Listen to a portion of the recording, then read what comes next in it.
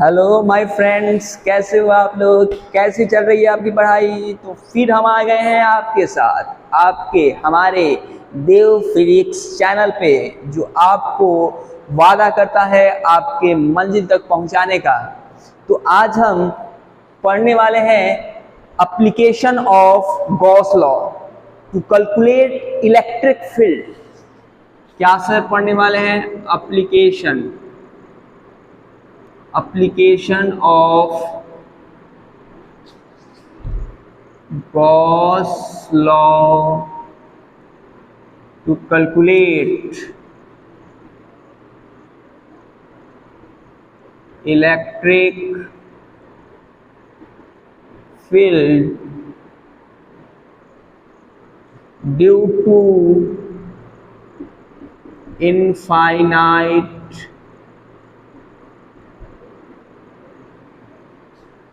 charge distributed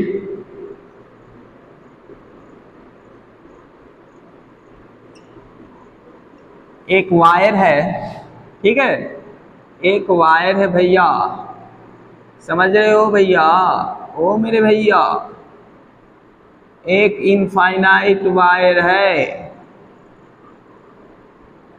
ओ बच्चा, समझ रहे हो? ये है इनफाइनाइट चार्ज वायर।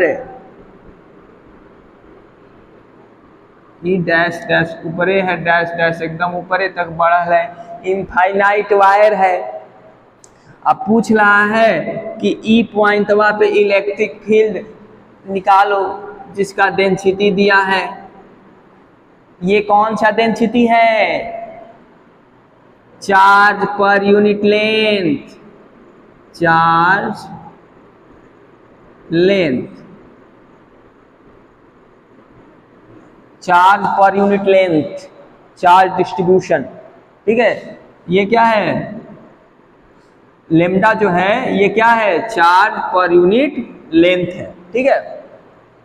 तो ये पूरा लंबा सा वायर है जिस पे चार्ज डिस्ट्रीब्यूटेड है। किसी भी पॉइंट पे आपसे पूछ रहा है कि इलेक्ट्रिक फील्ड बताइए with the help of Gauss law. Gauss law के हेल्प से इलेक्ट्रिक फील्ड बताइए। तो जैसे ही गॉस लॉ की एंट्री होती है तैसे ही गॉसियन सरफेस की एंट्री होती है।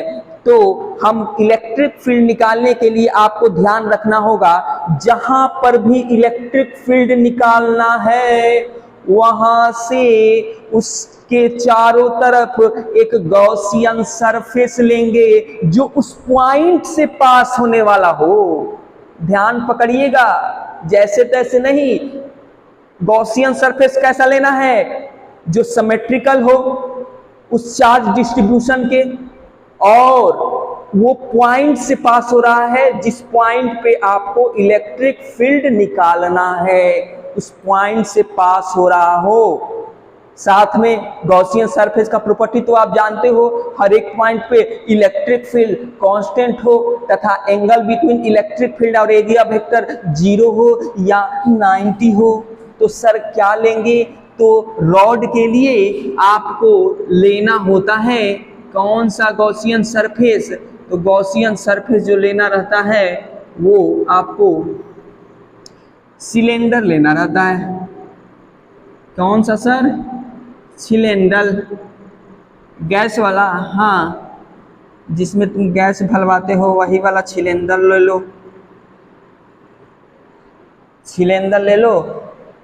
ये दोनों लेंथ सेम है। यदि आपको डिफरेंट लगे तो समझिए कि चश्मा की जरूरत है, यदि डिफरेंट लगे तो समझिए कि चश्मा की जरूरत है। एक्चुअली में ये वाला, ये लेंथ आर है तो ये भी लेंथ आर है, क्योंकि ये लेंथ, सॉरी, ये जो रेडियस है आर है, ठीक है। ये लेंथ कितना है? ये लेंथ है एल। इस पॉइंट पे इलेक्ट्रिक फील्ड निकालना है तो इसी के क्रॉस सिलेंडर लिए हुए हैं, इसी के क्रॉस सिलेंडर लिए हुए हैं। तो गॉस लॉ क्या कहता है कि जब आप किसी चार्ज या चार्ज डिस्ट्रीब्यूशन को एक गॉसियन सरफेस के अंदर रखते हो तो क्या होता है sir? E dot D A E dot D A equal to Q by epsilon naught. E dot D A Gauss law यही नहीं कहता है, जब किसी चार्ज को या चार्ज डिस्ट्रीब्यूशन को गॉसियन सरफेस के अंदर रखते हो तो ई डॉट डी ए क्या होता है, क्यू इनसाइड बटा एप्सिलॉन नॉट, क्यू इनसाइड बटा एप्सिलॉन नॉट। ओके सर, एक चीज पकड़ना, ये चार्ज डिस्ट्रीब्यूटेड है और सिलेंडर कैसे होता है, गोल गोल गोल ऐसे ऐसे चिक चिक चिक, लंबा गोल गोल। तो देखना यहाँ से लेंथ सेम, यहाँ से लेंथ सेम, यहाँ से लेंथ सेम, यहाँ से लेंथ सेम, हर एक इधर से पीछे से चारों तरफ से लेंथ सेम। तो electric field constant sir, electric field constant. और एक चीज पकड़ना, ये सरफेस है तो इलेक्ट्रिक फील्ड इससे बाहर निकल रहा है और एरिया वेक्टर भी बाहर परपेंडिकुलर टू द सरफेस। मैं मतलब आप पीछे से पढ़े हो कि नहीं, लेकिन मैं रिवाइज, जब भी मैं किसी भी कॉन्सेप्ट को पढ़ाता हूँ ना तो पीछे वाला भी रिवाइज करते जाता हूँ कि आपको हर एक चीज हाँ दिमाग में, अरे सर सही ये चीज तो होता है, आपको घर बार जाकर रिवाइज भी नहीं करना पड़ेगा, डायरेक्ट आप क्वेश्चन बनाना। ठीक है, तो इलेक्ट्रिक फील्ड ये और एरिया वेक्टर ये दोनों क्या है, एंगल कितना है, 0 है, दोनों का बीच का एंगल 0। यहाँ पे देखिए इलेक्ट्रिक फील्ड इधर और ये ऊपर वाला सरफेस का एरिया वेक्टर ऊपर डीए, तो एंगल कितना 90। तो यहाँ पे फ्लक्स ऊपर निकलेगा, ई डॉट डीए ऊपर वाले सरफेस के लिए 0, ई डॉट डीए नीचे वाले सरफेस के लिए 0, क्योंकि एंगल है 90 डिग्री। गॉसियन सरफेस का कंडीशन फॉलो कर रहा है कि नहीं, हाँ सर फॉलो कर रहा है, 90 0 फॉलो इट, ओके फॉलो कर रहा है, ऊपर 0 नीचे 0, केवल इलेक्ट्रिक फील्ड, केवल फ्लक्स किधर से निकलेगा, ऐसे ऐसे ऐसे, केवल कर्व सरफेस से निकलेगा। और क्या है, कांस्टेंट है इलेक्ट्रिक फील्ड, तो ई हो जाएगा। और एरिया क्या होगा, एरिया केवल कर्व सरफेस का, ऊपर वाले और नीचे वाला का नहीं, क्योंकि दोनों से फ्लक्स क्या है, 0 है, ई डॉट डी ये 0 है, एंगल 90 है, तो केवल सरफेस 2 पाई आर एल। अभी आपको एक कंफ्यूजन होगा कि सर ये तो चार्ज वाला वायर जो है इनफाइनाइट है, लेकिन आप जो गॉसियन सरफेस लिए हो ये तो एल लेंथ का ही लिए हो, थोड़ा सा दिमाग में खटक रहा है सर, लेकिन खटकाना नहीं है, अभी आपका खटकाना मैं दूर करूंगा, टेंशन नहीं लेना है, बस ध्यान देते जाइए। 2 पाई आर एल, क्यू इनसाइड क्या होगा, तो ई बताओ क्यू इनसाइड क्या होगा, चार्ज डेंसिटी लेमडा, और लेंथ कहां से ले रहे हो, एल लेंथ, केवल एल लेंथ का ले रहे हो, एल लेंथ का, तो lambda into L, lambda into L epsilon not, केवल एल लेंथ का ले रहे हो, तो एल लेंथ में जितना चार्ज है, चार्ज डेंसिटी लेमडा, तो एल लेंथ में लेमडा इंटू एल, तो एल से एल कट गया, एल से एल कट गया, इलेक्ट्रिक फील्ड क्या आ जाएगा यहाँ पे, lambda by 2 pi epsilon naught into R, lambda by.